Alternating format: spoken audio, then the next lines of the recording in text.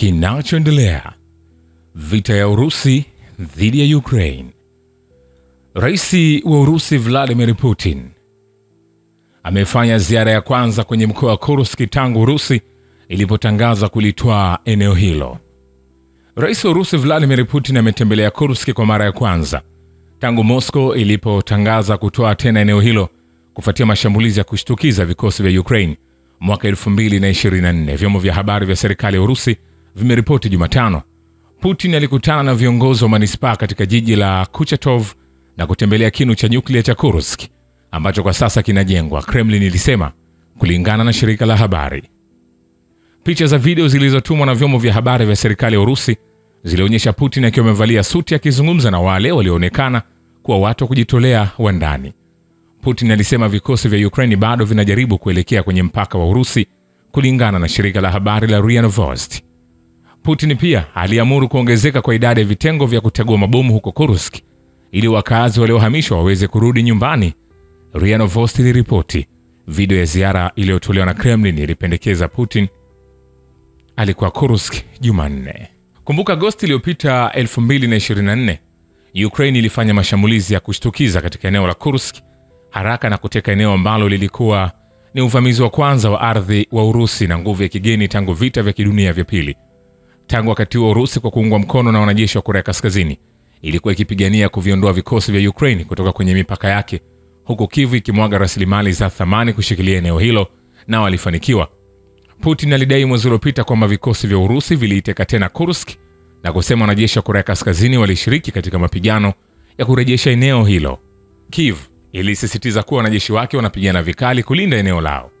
Wiki iliyopita Ukraine ilisema bado inaendeleza vita vya ardhini ndani ya Urusi.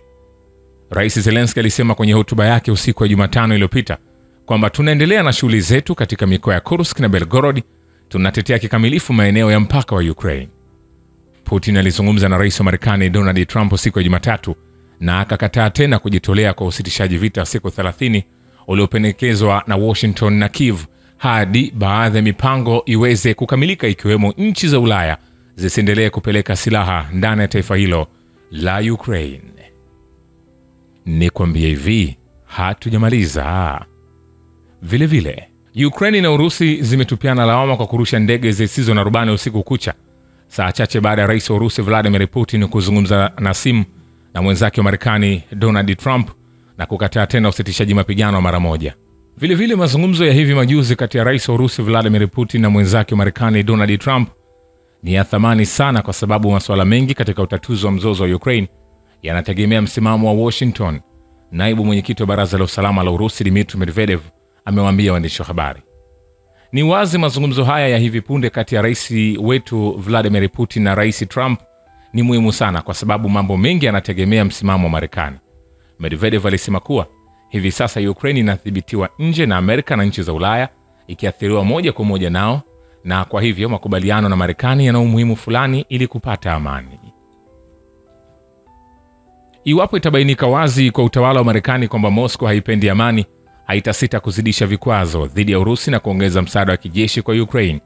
Waziri wa mambo ya nje Marco Rubio anasema katika mkutano wa kamati ya mahusiano ya kigeni ya Senate, inaweza kufikia hatua hiyo ikawa kwa kweli ni wazi kwamba Warusi hawapendezwi na mpango wa amani na wanataka tu kuendelea kupigana vita. Inaweza kufikia hatua hiyo. Rais aliwahi kusema kwamba huko nyuma, imani ya rais ni hana. Anaamini kwamba hivi sasa ikianza kutishia vikwazo, Warusi wataacha kuzungumza ndani yetu na kuwa na uwezo wa kuzungumza nao, alisema Rubio.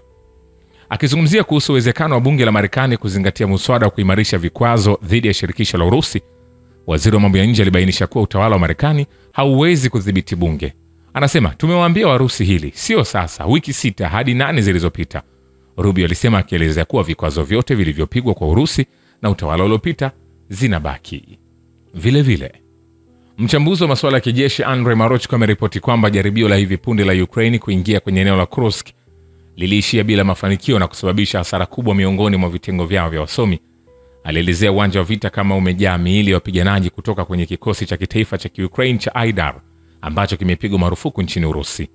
Marochko alibainisha kwamba amepokea picha kutoka eneo la tukio, picha ambazo haziwezi kuchapishwa kwa sababu za kimaadili, zinazoonyesha nyama za askari wa jeshi la Ukraine. Aliwasilisha maelezo hayo wakati wa matangazo kwenye Radio Sputnik na kushiriki zaidi kwenye channel ya Telegram akiangazia hali mbaya ya udhalilishaji ulioshindwa ya Ukraine. Vikosi vya anga vya ulinzi vya Urusi vimedungua ndege zisizo na rubani 127 za Ukraine katika maeneo mbalimbali ya Urusi usiku kucha, wizara ya ulinzi ya Urusi imesema. Vile Washington inapinga kujumuisha uungaji mkono zaidi kwa Ukraine.